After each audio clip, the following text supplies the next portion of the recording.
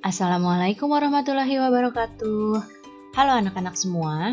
Hari ini kita akan belajar tema 8, subtema 3, pembelajaran kedua dengan muatan IPA dan SBDP. Sebelum mulai belajar, kita berdoa terlebih dahulu ya. Berdoa dimulai.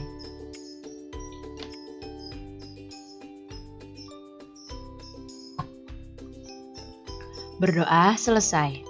Baik anak-anak, sudah siap untuk belajar hari ini? Kalau sudah siap, mari kita mulai belajarnya.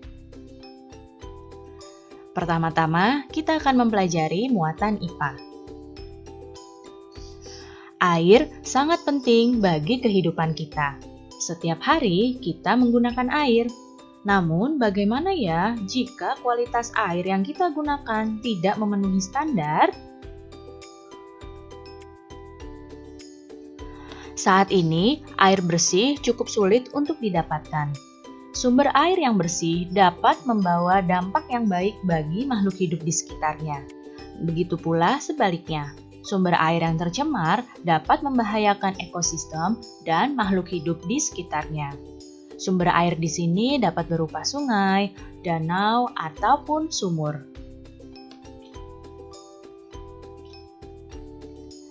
Bagaimana air dapat menjadi tercemar dan tidak dapat digunakan?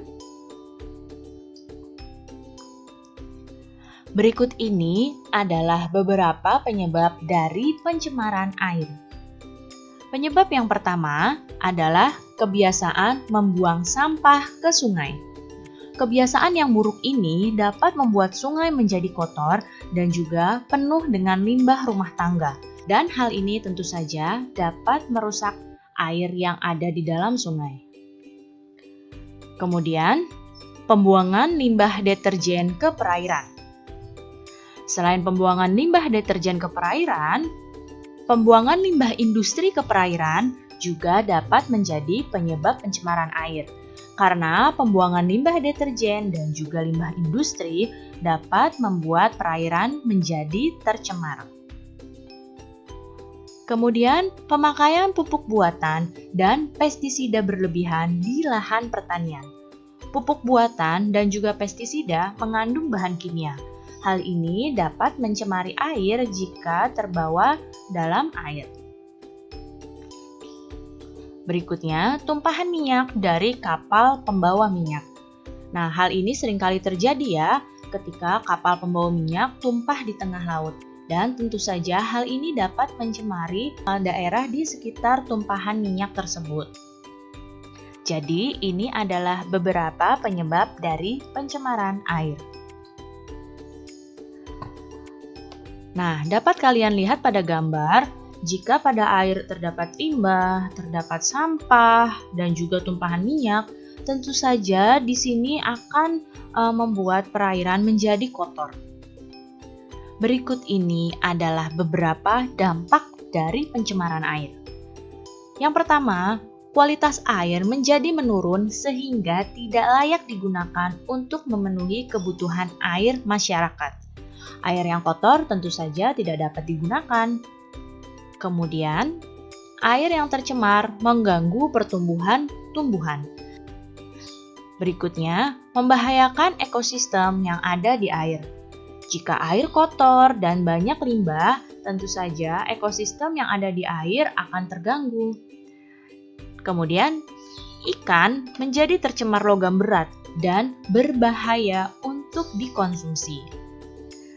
Dan dampak yang terbesar adalah dapat menyebabkan krisis air bersih, sehingga manusia akan sulit untuk mendapatkan air bersih. Jadi, ini adalah dampak dari pencemaran air. Lalu bagaimana ya tindakan untuk mengurangi krisis air bersih? Yang pertama, kalian dapat menghemat penggunaan air. Berikutnya, membuat lubang resapan atau biopori. Lubang resapan ini dapat membantu penyerapan air hujan ke dalam tanah. Berikutnya, menanam pohon. Akar pada pohon dapat membuat air hujan terserap lebih baik ke dalam tanah. Dan juga menanggulangi pencemaran sumber air. Hal sederhana yang dapat kalian lakukan adalah tidak membuang sampah ke sungai.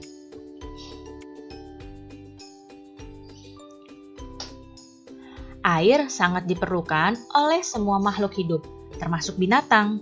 Sekarang kalian perhatikan penggalan cerita bergambar berikut ini, dan kita akan mempelajari muatan SPDP. Nah, bisa kalian lihat pada gambar di sini ada burung bangau dan juga ada ketam.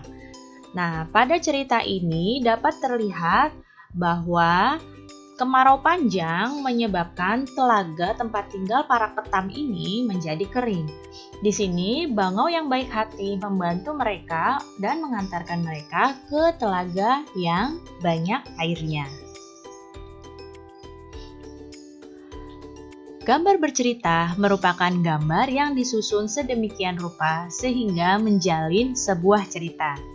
Gambar cerita dibuat sesuai alur cerita dan mendukung isi cerita. Sampai sini sudah ingat lagi ya tentang gambar cerita? Berikut ini adalah ciri-ciri dari gambar cerita. Yang pertama, gambar dilengkapi dengan balon teks atau dialog. Kemudian, gambar disajikan dengan sederhana. Kemudian di sini memuat gambar lebih banyak daripada tulisan. Gambar-gambar menceritakan urutan cerita dan gambar memberi gambaran singkat tentang isi cerita. Dalam membuat gambar bercerita terdapat dua teknik. Kalian sudah mempelajari ini, mari kita ingat kembali. Yang pertama adalah teknik kering. Nah, teknik kering adalah teknik yang menggunakan media seperti pensil, arang, kapur, krayon, atau bahan lain yang tidak memerlukan air atau minyak. Sedangkan teknik basah di sini adalah teknik yang menggunakan media berupa cat air, cat minyak, tinta, atau media lain yang membutuhkan air atau minyak khusus sebagai pengencer.